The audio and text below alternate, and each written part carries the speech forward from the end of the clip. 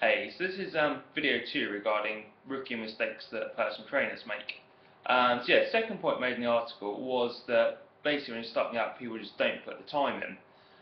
There's this really fine balance between your work schedule and your own lifestyle. I think it's key to get that sort of nailed down, but to start with, it is just all about putting the hours in my opinion.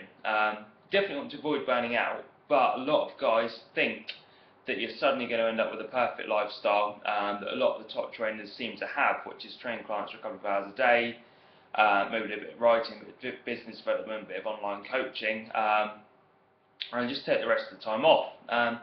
That's brilliant, if you're charging £100 an hour, $150, or really high rate, and you can afford just training a couple of people a day, and hopefully one day you'll get there. When you're training sort of the average person, charging average personal training rates, you kind of need to do a few more sessions that at least to begin with to build yourself up and get a reputation until you can charge more per hour. And that really does involve putting the hours in the gym. So what I found when I started out was that I get to the gym kind of fairly early every morning. I'd sit around for a bit, maybe chat to a few people, do my workout there. So I'll probably get into the gym about sort of 6:30, 7, spend a few hours there, including training time. Head off home, spend a few hours at home, and then go back in the evenings. So that was great. I always used to think, oh, I'd definitely have one day off a weekend, so used to not work Sundays. Saturdays I'll go and do a bit, do a few hours, and that was what I tend to do every single week. Now there's nothing particularly wrong with that. Did pick up clients, there are the times that I wanted clients, I picked them up. But I kind of thought by getting to the gym early every morning and then go back in later in the day, that gave me sort of license to not really do anything in the middle of the day. Same time I was adamant, had to have Sundays off, wouldn't work Sunday. The trouble with that was I was missing out on a massive portion of potential clients. So anyone who went in and trained at lunchtime, maybe people who finished work early and trained early afternoons, anyone trained Saturday afternoon, Saturday evening, and anyone trained any time in the day on a Sunday, I pretty much wouldn't see them because I wasn't in those times. So although I didn't want to work Sundays, I'd have certainly, if I'd known there were sort of maybe 3 or 4 guaranteed people who want sessions on a Sunday, I'd certainly said, right, I'll go and work every Sunday then. It would be worth kind of giving up that day off or changing a day off to another day in order to do that. I think to start with, you've just got to put the hours in really. So I'm not talking about being there every hour the gym open. I mean, mine was 6 till 10, 6 a.m. till 10 p.m. weekdays. Weekends, I think we're 8 till 8. I mean, if you're there all that time, you are going to burn out and you're going to feel like crap, basically, and there's just no need to be in there that long.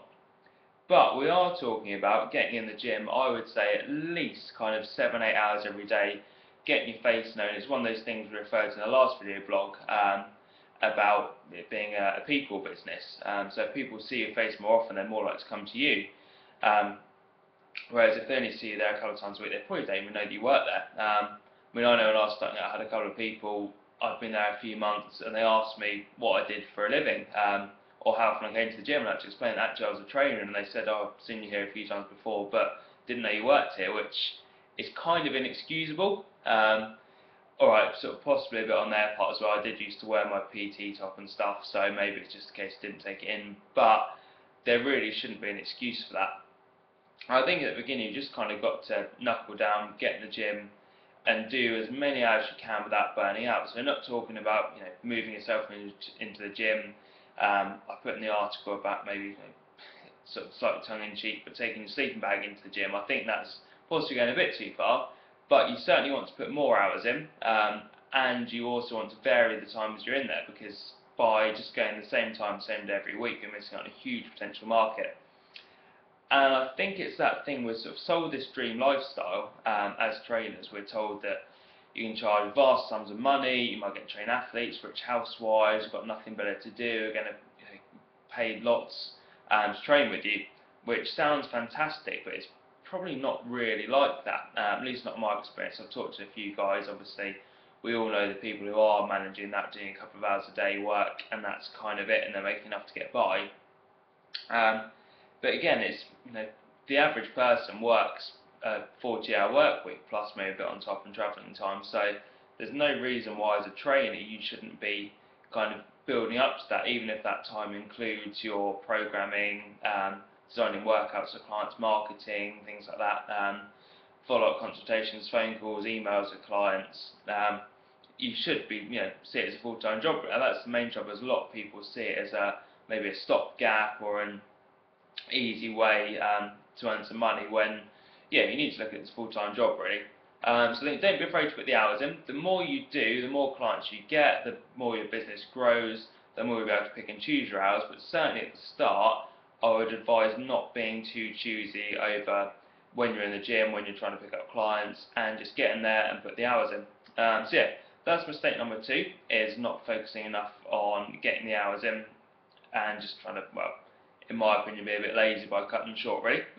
Mistake 3 coming up in another vlog soon. Got any questions, just pop them in the comment section below and I shall get back to them. Take it easy and I shall see you in the next vlog.